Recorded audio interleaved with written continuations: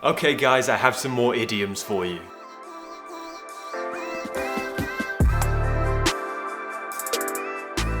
So you should know by now that ETJ English is all about giving to the people. I want to help you and give you what you want. And I've had so many requests for another lesson about idioms. You love your idioms. I think some of you are addicted to them. It's like a drug for some of you. So I guess you could call me your friendly neighborhood idiom dealer. Let's get straight into it because I don't really want to waste any time with this video. I know some of you really need those idioms, so let's do it. So firstly, I just want to explain that these idioms are daily idioms. You could use these in many different daily situations, so you should have them under your belt and ready to use whenever you can, just to sound a bit more interesting. So let's get on and do the first one. I use this one a lot. I can't get my head around.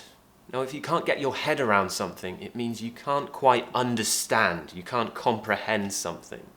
Let's say you've just won the lottery and you still don't really believe it. It feels weird.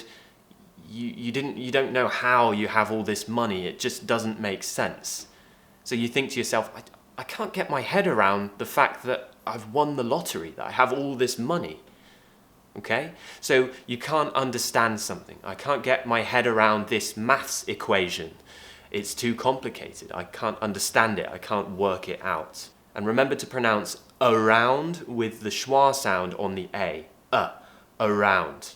The reason why is because round is the stressed syllable here, meaning that we can, in some cases, relax a vowel before a stressed syllable or after a stressed syllable, and it will become a schwa sound. Okay, around, around. Now, if you need to get something out of your system, I need to get it out of my system.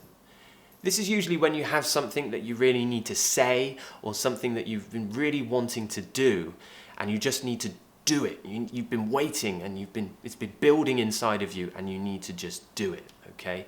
Let's say I've always wanted to join a football team and I've always been thinking about it.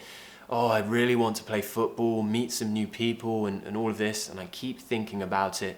And then one day I just say, that's it, I need to get it out of my system. I'm going to join a team now, today. So it's something that you need to do, or also something you need to say. If someone's really been annoying you, and finally you tell them, you need to stop doing this, it's really annoying me. The reason why is because it's been building up inside of you, it's been annoying you for a long time, and now you need to get it out of your system.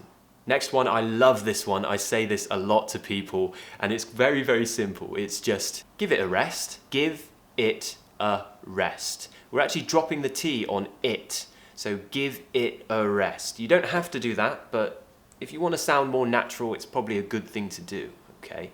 I don't recommend dropping the T all the time, and I don't recommend pronouncing the T all the time. It is good to drop it occasionally, okay? So give it a rest. Give it a rest. It rolls off the tongue very nicely when you do that.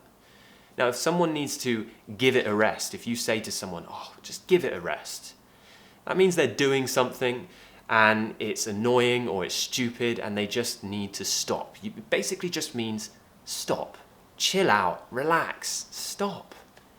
Give it a rest. Okay, so someone keeps complaining about how dreadful this TV show is. We're watching TV together, my friend and I, and he keeps complaining about how boring it is and it's not interesting him. I could just turn and say to him, mate, just give it a rest. Or if my cat's annoying me, she keeps making noises and begging for attention, I could say, please, give it a rest. Now, if something blew me away, what do you think that means? I listened to the new Arctic Monkeys album and it blew me away. This means it was amazing. This new album, this new song, this movie, anything, an experience I had, it blew me away. It was fantastic. It was shockingly amazing. It blew me away. And it's a great way to express your feelings without saying, yeah, it was good. You can say, it blew me away. It was amazing. We're joining the words here together. Me away. Okay, connected speech here. It's what we call intrusive sounds. Me away. It blew me away. Sounds nice. I couldn't care less. Very, very simple. It's the same as saying I don't care, but it means I really don't care, okay? oh, my girlfriend and I, we just got married, so I guess now, oh, she's my wife, and we had the most amazing, expensive wedding. Oh, we spent so much money. And then I say, you know what? I couldn't care less. Maybe I wouldn't say that to someone. I'd probably say it to myself in my brain. But if you couldn't care less about something, it just means you don't care at all. Zero care in this brain. And if I said, I'm going to take it with a pinch of salt. Okay, take it with a pinch of salt. A pinch of salt. Now we know what salt is. If we have a pinch of salt, it's when we grab a bit of salt and we sprinkle it on our food. Okay. If I'm going to take something with a pinch of salt, it's quite different. Okay, this is an idiom. Idioms aren't supposed to make sense.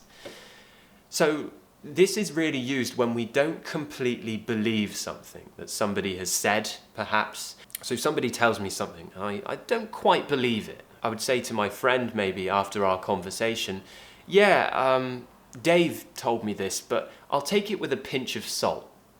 I don't quite 100% believe what he said, but I'll go with it. I'll take it with a pinch of salt. So I'll take it, I'll agree to what they say, but with a pinch of salt. Maybe I won't completely agree or understand what they've said. To dig yourself a hole.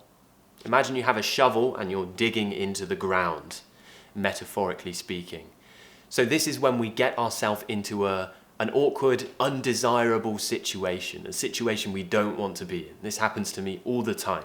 And then we start digging and making it worse until we're under the ground. You could also do this with physical things. So for example, if you keep borrowing money from someone and then it keeps building up, you keep getting into more debt, you're burying yourself, you're digging a hole. So each time you take more money, you're going deeper, you're digging yourself a hole, okay? And we do it in conversation. Maybe you say something which maybe you shouldn't have said, or something a bit sensitive to someone, and then you try to explain yourself and explain why you said it, but it just keeps making it worse. You're digging a hole. I do this all the time, and it's really awkward. I'm a very awkward person. Are you? Write in the comments. Do you dig yourself a hole quite a lot? Do you have any examples of a time you dug yourself a hole? I'd love to know. And finally, maybe when you've dug yourself enough of a hole, one final thing could put the nail in the coffin. Okay, so to put the nail in the coffin. I'll give you another way of explaining this first. Imagine you've had a really bad day. Your day started where you forgot to eat breakfast, you lost your keys, you were late to work, you forgot your lunch, your boss shouted at you because you did something wrong, everything is going wrong. And then when you get home, at the end of the day, just before bed, you realize your dog has gone to the toilet on your bed. So now you have no bed to sleep in. That dog has put the nail in the coffin. He or she has finished everything, just finished you off, ended all of these problems with one big final problem to finish. So it's like to put the nail in the coffin is to do the last thing which finishes this dreadful day or dreadful thing that's happened. Okay? So, to put the nail in the coffin, my dog took a poo on my bed. Great. Nail is quite a difficult word to pronounce because we have a diphthong, A, and then we're finishing with a dark L, ooh, nail. Now, intonation plays a big part in all of these things, as well as, of course, the pronunciation, things like the dark L in nail. These are all really important factors of making your idioms sound interesting. So if you don't know much about intonation and you feel like people don't really understand you, then you do have the opportunity to join my course at etjenglish.com. I really would love to help you. It puts a big smile on my face when people complete my course and they have this beautiful sounding British accent, and they're so much easier to understand. As well as the recorded video content and lessons and downloadable things, you also have me on WhatsApp to send voice messages for evaluation, accent reduction, and advice. You can even ask me any question, anytime. So if that sounds really good to you and you really need some help, I'd love to help you. You're welcome to join my course. The link's in the description box below. If not, then please do give me a thumbs up if you enjoyed this video. Don't forget to subscribe if you haven't already. Click that notifications bell because that will help you know when I've uploaded my next video. And I guess that's it. I hope you enjoyed your idioms. I hope you feel relaxed now that you've had your fix of the well-needed idioms. Please do give me more ideas if you need anything else on this channel. Thank you very much.